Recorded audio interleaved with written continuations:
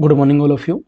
आज की जो हमारी वीडियो रहेगी सर्वाइकल वर्टेब्रा यानी कि सर्वाइकल स्पाइन का एपी व्यू, जिसे हम ओपन माउथ के नाम से जानते हैं। First cervical vertebra, cervical two vertebra के एक्सरे कैसे करते हैं, ये वीडियो हमारी पार्ट 2 है। पिछली वीडियो में जो हमने कवर करे थे उसमें जो हमारे पॉइंट थे, जिसमें हमने समझे थे सर्वाइकल वर्टेब्रा के इंट्रोडक्शन के बारे में, कौन कौन से व्यू को हम किस लिए करवाते हैं, जैसे कि C1 एटलस का पार्ट, C2 एक्सिस का पार्ट, कौन सी टेक्निक यूज करते हैं, किस बेस के लिए करवाते हैं। फिर हमने सीखे थे इसके इंडिकेशन के बारे में। फिर हमने जाने थे इसके कॉन्ट्रा इंडिकेशन में कौन कौन से पॉइंट होते हैं। फिर समझे थे पेशेंट प्रिपरेशन में कौन कौन से पार्ट को हमें रिव्यू करवाना होता है, क्या हमें बेस करना होता है, कौन सी टेक्निक यूज करनी होती है। फिर हमने समझे थे पेशेंट पोजीशनिंग के बारे में कि पेशेंट की पोजीशनिंग कैसे करते हैं। फिर हमने जाने थे सेंटरिंग पॉइंट क्या होती है, एक्सपोजर फैक्टर में KVP, milli ampere second, grid, focal spot, SID, breathing, क्या हम फैक्टर का यूज करते हैं, जो हमारी टेक्निक होती है वो क्या होती है। आज की वीडियो में जो हम सीखने वाले हैं उसके अगले पार्ट में सीखेंगे, जिसमें हम सीखेंगे इमेज करेक्टरिस्टिक को, फ्रैक्चर क्या होते हैं, टाइप्स क्या होते हैं, इंपॉर्टेंस क्या होते हैं, एबनॉर्मल जो फाइंडिंग होती है वो क्या होती है। ये वीडियो 20 से 25 मिनट की हो सकती है, लेकिन इस वीडियो को देखने के बाद जो एपी व्यू है हमारा सर्वाइकल वर्टेब्रा का, या हम जिसे सर्वाइकल स्पाइन बोलते हैं, वो आप क्लियर तरीके से समझ जाएंगे। वीडियो स्टार्ट करते हैं। सबसे पहले देखते हैं कि हमारे सामने जब इमेज करेक्टरिस्टिक्स होता है, यानी कि जो विशेषताएं होती है, जब हम फाइनल जो पार्ट कवर कर लेते हैं, यानी कि पोजीशनिंग भी कर लिए, एक्सपोजर भी दे दिए, जब एंट्री करने की बारी आती है तो इमेज में हमें क्या क्या इंक्लूड करना होता है और उसकी इंपॉर्टेंस होती क्या है। सो फर्स्ट पॉइंट में जो हमें इंक्लूड करना होता है ओडोंटोइड प्रोसेस होता है, जिसे हम डेंस वाला एरिया बोलते हैं। ये हमारा सीन होना चाहिए, क्लियरली ये सेंटर में होना चाहिए। इसमें एक बेस होता है, जैसे कि ये बिटवीन होना चाहिए अपर इंसीजर, यानी कि जो हमारे टिथ हैं, जो सामने वाले हमारे 4 टिथ नज़र आते हैं, और जो नीचे वाले हमारे सामने जो बेस हमारे सामने 4 टिथ हैं,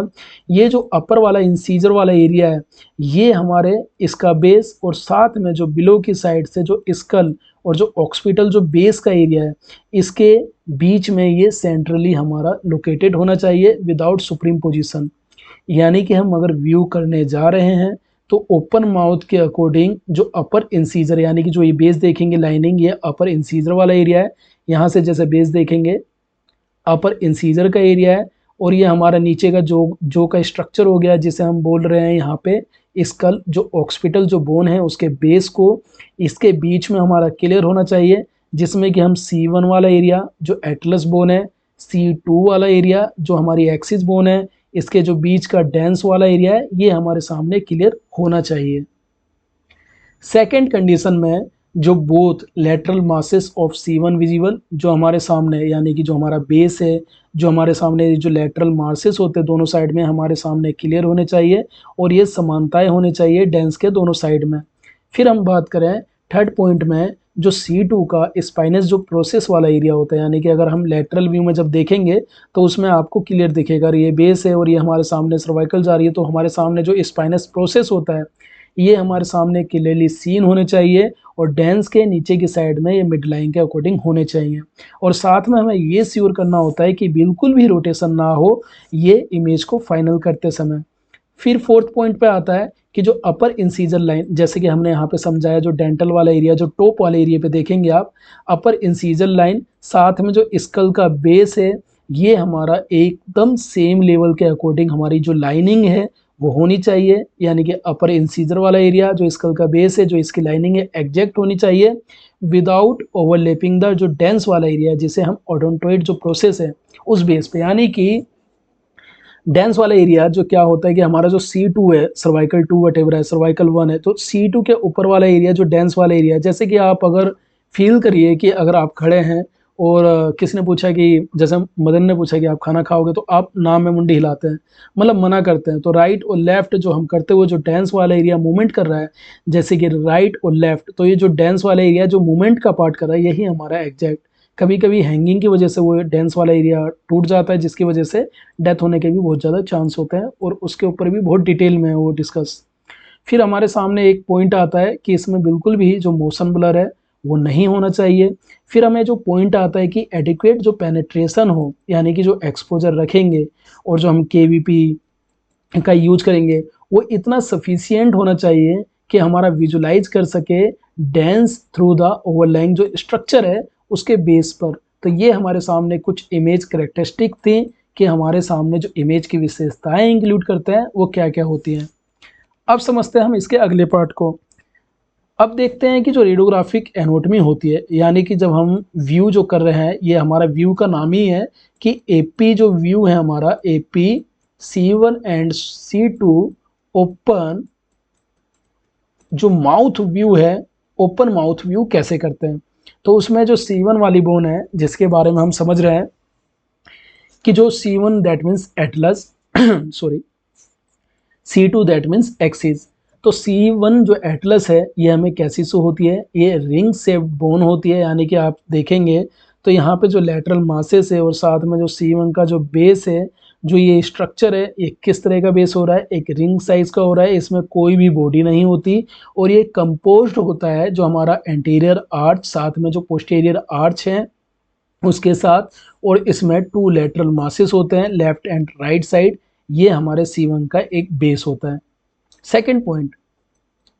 कि जो लेटरल मासेस हमारा आर्टिकुलेट होता है ये हमारे जो साथ में होता है जो ऑक्सीपिटल जो कोंडाइल होती है अबव द जो एटलांटो ऑक्सीपिटल जॉइंट, यानी कि C1 का बेस जिसे हम एटलस के नाम से जा रहे हैं और जो ऑक्सीपिटल बोन है वहाँ पे जो जॉइंट वाला एरिया है उसके ऊपर की साइड में लोकेटेड होता है, और जस्ट द जो विथ C2 यानी कि सर्वाइकल जो 2 है उसके नीचे की साइड में जो एटलस और जो हमारे सामने एक्सिस बोन है C1 और C2 के जो जॉइंट है उसके नीचे की साइड में लोकेटेड होता है। फिर हम थर्ड पॉइंट में समझते हैं कि जो ओपन माउथ व्यू में जब हम करवाते हैं इस व्यू को तो जो लेटरल मासेस होता है C1 का वो हमारे सामने सिमेट्रिकल होता है और हमारे सामने वो क्लियर तरीके से शो होता है, और ये जो होना चाहिए बोथ साइड में डेंस के हमारा इक्वल डिस्टेंस के थ्रू ये हमारे कंफर्म होने चाहिए। तो ये C1 का एटलस का पार्ट है। फिर C2 के एक्सिस का पार्ट हम देखते हैं, इसमें एक बॉडी होती है जो हमारे ऑटोटोइंट जो प्रोसेस है जो डेंस का एरिया है ये प्रोजेक्टेड होता है अपवर्ड साइड में, और C1 के जो एंटीरियर आर्च है उसके साथ ये आर्टिकुलेटिंग होता है। इसके बेस पे हम C2 का एक्सिस वाला जो एरिया है बेस देखते हैं। C2 में सेकेंड पॉइंट की बात करें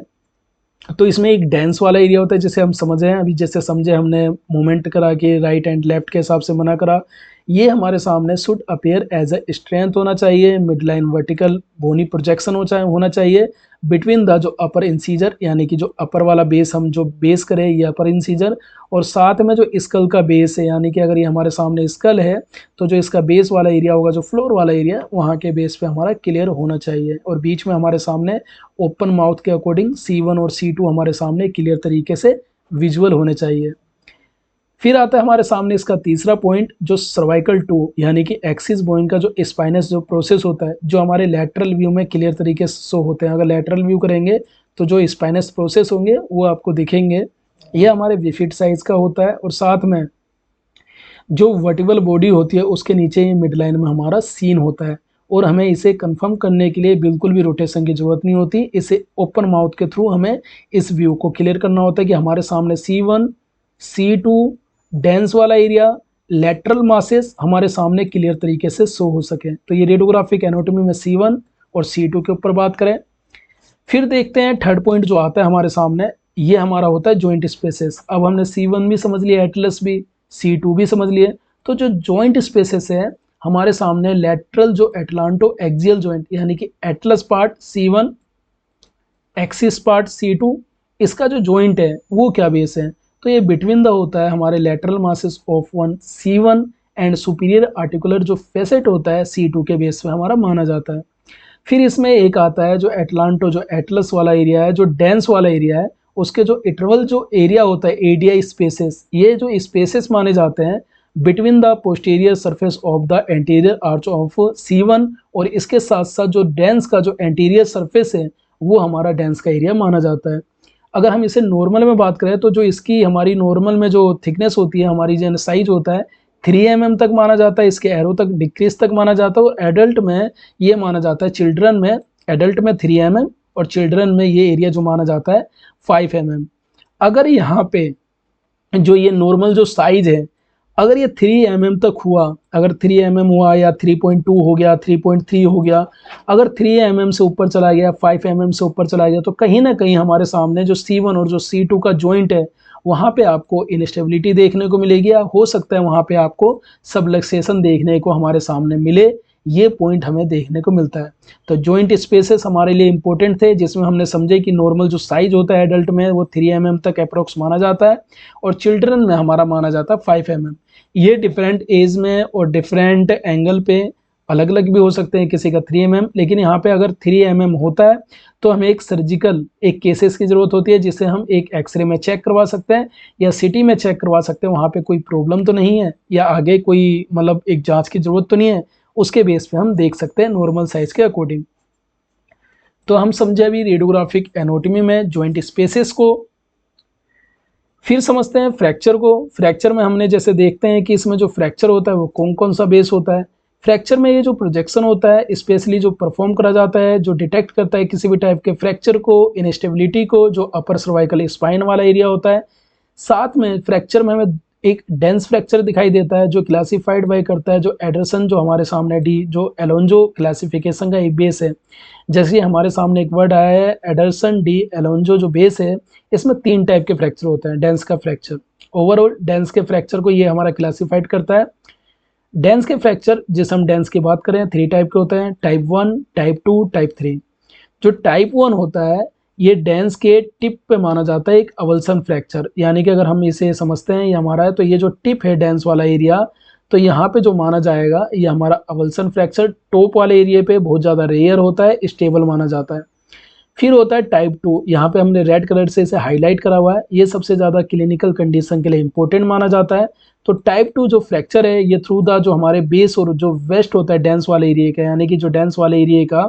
बेस हो गया और साथ में जो हमारा वेस्ट कमर वाला एरिया हो गया, वहाँ पे अगर किसी भी टाइप का फ्रैक्चर है तो हमारा टाइप 2 फ्रैक्चर माना जाता है। फिर माना जाता है टाइप 3 फ्रैक्चर, जो हमारा फ्रैक्चर होता है सर्वाइकल जो 2 होती है उसकी बॉडी को हमारे फ्रैक्चर को एक्सटेंडेड करता है उसके अंदर में, ये हमारा टाइप 3 इंपॉर्टेंट माना जाता है। इसमें टाइप 2 को अगर कोई बेस है तो यहाँ पे इसे इंपॉर्टेंस मानी जाती है और भी ज़्यादा, लेकिन ये 3 टाइप के हमारे 3 टाइप के फ्रैक्चर होते हैं, टाइप 1, टाइप 2, टाइप 3।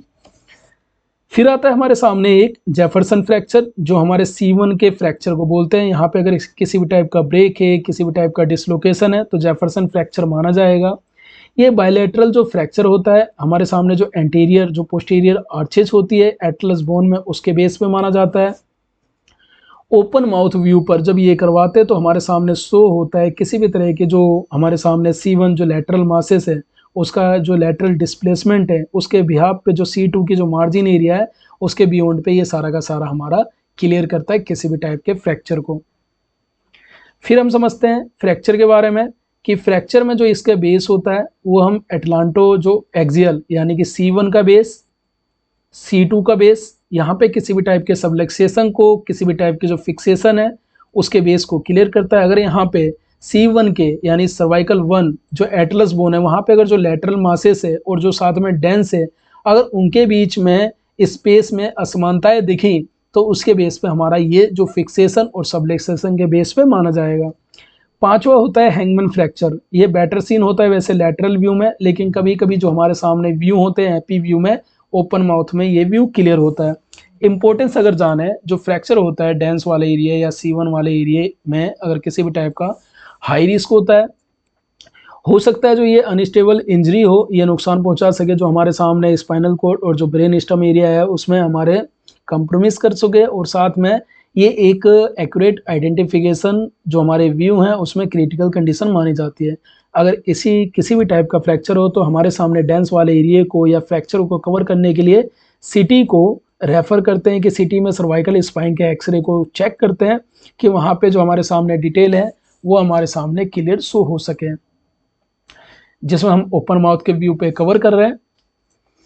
फिर माना जाता है इसमें हमारे सामने एक और पॉइंट आता है, इसके बाद 3 स्लाइड और है आई थिंक।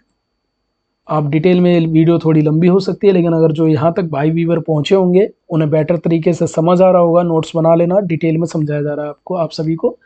और नोट्स बनाने में थोड़ी मेहनत लगती है, एक लाइक ज़रूर करना और दोस्तों के साथ शेयर ज़रूर करना।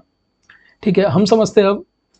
जो एपी ओपन माउथ व्यू करवा रहे C1 और C2 का, इसकी इंपॉर्टेंस क्या है? तो सबसे पहला व्यू प्लेन फिल्म प्रोजेक्शन माना जाता है, क्लियरली जो डेमोस्ट्रेट करता है डेंस जो प्रोसेस होता है उसे, C1 और जो C2 के बीच में रिलेशनशिप है उसे। अदरवाइज कभी कभी जो ओवरलैपिंग की वजह से ये हिडन हो जाता है, जैसे कि मैंडिबल और जो ऑक्सीपिटल का बेस है एपी व्यू में, उसकी वजह से हिडन हो जाता है। तो ओपन माउथ में ये जो व्यू होता है सबसे ज़्यादा क्लियर दिखाई देता है हमारा। सेकेंड पॉइंट में बात करें, इंसेंशियल पार्ट होता है किसी में जो हमारे सामने ट्रोमा सर्वाइकल स्पाइन इंजरी होती है उसके बेस पे, जैसे एंटीरियर पोस्टीरियर व्यू एक सीरीज होती है, लैटरल व्यू ओपन माउथ जो डेंस वाला एरिया, ये ट्रोमा सीरीज मानी जाती है। क्लियर द जो अपर सर्वाइकल जो स्पाइन होती है वहां पे अगर किसी भी टाइप का फ्रैक्चर हो रखा हो तो उसे ये क्लियर करता है। डिटेक्ट करता है लाइफ थ्रेटिंग अनस्टेबल फ्रैक्चर को, just like odontoid view dens area, Jefferson fracture C1 area इसके बेस पे। और ये एक इमीडिएट एक्शन होता है किसी भी सर्जिकल मैनेजमेंट के लिए। असिस्मेंट करता है एटलस और साथ में एक्सिस जॉइंट को कि उनमें समानताएं हैं या स्टेबिलिटी है या कोई भी तरह की जो इन्फ्लामेटरी जो कंडीशन होती है, यानी कि स्वेलिंग वाली कंडीशन, जिसे हम शॉर्टकट में आइटिस नाम से भी जानते हैं। यानी कि अगर किसी वर्ड के पीछे अगर आइटिस वर्ड जुड़ जाए तो उस वर्ड में किसी भी टाइप की स्वेलिंग हो जाना, उसकी कंडीशन को, कंजेनिटल सिंड्रोम को, पोस्ट जो हमारे सामने किसी भी तरह की जो ट्रोमामेटिक जो इंस्टेबिलिटी होती है उसे चेक करने के लिए। क्विक होता है, तेज होता है, लो कॉस्ट होता है, लो रेडिएशन स्क्रीनिंग टूल होता है जो कि हमारा सिटी यदि एबनॉर्मल कंडीशन है उससे पहले इस व्यू को करवाया जाए। यूजफुल होता है पोस्ट ऑपरेटिव असिस्मेंट के लिए, जैसे कि C1 और C2 हमारा जो फ्यूजन हार्डवेयर जो अलाइनमेंट होता है उसके बेस पे कवर करने के लिए ये व्यू हमारा इंपॉर्टेंट माना जाता है, जिसमें हम C1 और C2 के बारे में बात कर रहे हैं। फिर समझते हैं इसमें रेडिएशन जो प्रोटेक्शन होता है वो क्या होता है। अगर पेशेंट के लिए बात करें तो एक थायराइड शील्ड होता है या कॉलर बोन का हमें इस्तेमाल करना चाहिए। जो इंटरेस्ट है यानी जो एरिया हमें इंक्लूड नहीं हो रहा उसके बेस पे हमें यूज करना चाहिए। लीड एप्रन हमें पहनाना चाहिए। चेस्ट और साथ में जो पेल्विक या जो हमारे साथ में जो गोनाडियल सीडिंग होती है उसे हमें यूज करना चाहिए। और जो एरिया हमारे सामने व्यू कर रहे हैं उसे ओपन करके जो व्यू हमारा नहीं हो रहा उसे हमें लीड एप्रन से पूरा कवर करना चाहिए। टाइट कोलिमेशन यूज करना चाहिए जितना एरिया हमें चाहिए इंटरेस्ट का, और हमें मिनिमाइज स्कैटर जो रेडिएशन है स्ट्रक्चर के बेस पे देखना चाहिए, स्पेशली द जो थायराइड और साथ में जो आईज वाला एरिया होता है वहाँ से सेव करना चाहिए। प्रेगनेंसी केसेस में वैसे इसे मना करा जाता है, लेकिन अगर फिर भी कंडीशन बहुत ज़्यादा इंपॉर्टेंट हो, अलारा प्रिंसिपल का प्रॉपर तरीके से यूज करके इस बेस को हम कवर कर सकते हैं। अगर हम रेडियोग्राफर और स्टाफ के लिए बात करें तो व्यू को करते समय अक्सर एक्सपोजर के दौरान क्या होना चाहिए कि पेशेंट को जो हमारे रेडियोग्राफर जो स्टाफ है जो लीड प्रोटेक्टिव जो कंट्रोल बैरियर होता है उसके पीछे खड़ा होना चाहिए। यदि आप असिस्टिंग कर रहे हैं जो अनकोऑपरेटिव पेशेंट है या ट्रोमा पेशेंट है, अगर वहाँ पे पोजीशन में आप इंक्लूड हैं तो कोशिश करिए कि आप एक लीड एप्रन और थायराइड शील्ड जरूर पहनिए, और हो सके तो जितनी दूर हो सके प्राइमरी बीम से उतनी ज़्यादा दूर रहिए। यानी कि अगर आप व्यू कर रहे हैं तो 1 मीटर कम से कम 2 मीटर तो डिस्टेंस बनाइए, अगर फिर भी पॉसिबल नहीं है तो 1 मीटर 1.5 मीटर इन सब तक आप दूर रहिए। एक पर्सनल डोसीमीटर जो बेजेज होते हैं उसे हमेशा पहन के रखिए, जस्ट लाइक TLD बेज हो गया, फिल्म बेज हो गया, OSL जो बेज हो गया, इन सबको जरूर पहनिए। प्रॉपर बीम कोलिमेशन यूज करिए जिससे कि स्कैटर जो रेडिएशन है एक्सपोजर के दौरान वो कम हो सके। अपने आप की सेफ्टी करिए और साथ में रूम में जो दूसरे स्टाफ है उनकी भी सेफ्टी करिए। कभी भी जो कैसेट होते हैं या इमेज रिसेप्टर है उन्हें होल्ड नहीं करना चाहिए, उसके बिहाफ पे आप एक प्रोटेक्टिव होल्डर का यूज कर सकते हैं, जिसे हम जो अगर हमारे पास अगर इमोबिलाइज जो डिवाइस है उसके बजाय अगर नहीं है तो इमोबिलाइज जो डिवाइस है उनके बेस और साथ में प्रोटेक्टिव बैरियर का यूज कर सकते हैं। अगर हम इसके एबनॉर्मल जो फाइंडिंग की बात करें तो यहाँ पे जो हमारी फाइंडिंग उसके साथ साथ जो सजेस्टिव सिस्टम है, अगर हम यहाँ पे बात करें जो बेस और वेस्ट का डेंस वाले एरिया में फ्रैक्चर माना जाता है, टाइप 2 ओडोंटोइड जो फ्रैक्चर है डेंस का फ्रैक्चर माना जाता है।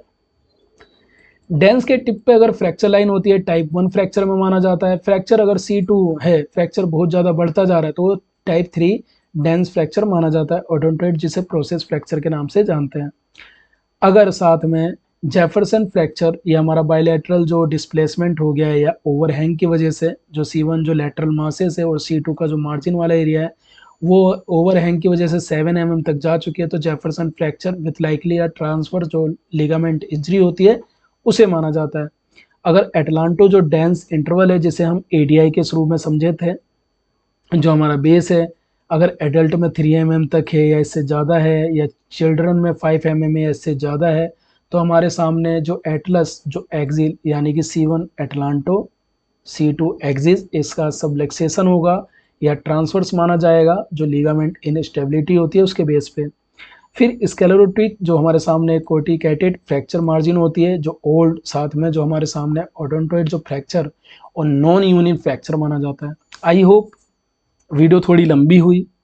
लेकिन एपी व्यू को हमने डिटेल से कवर करे।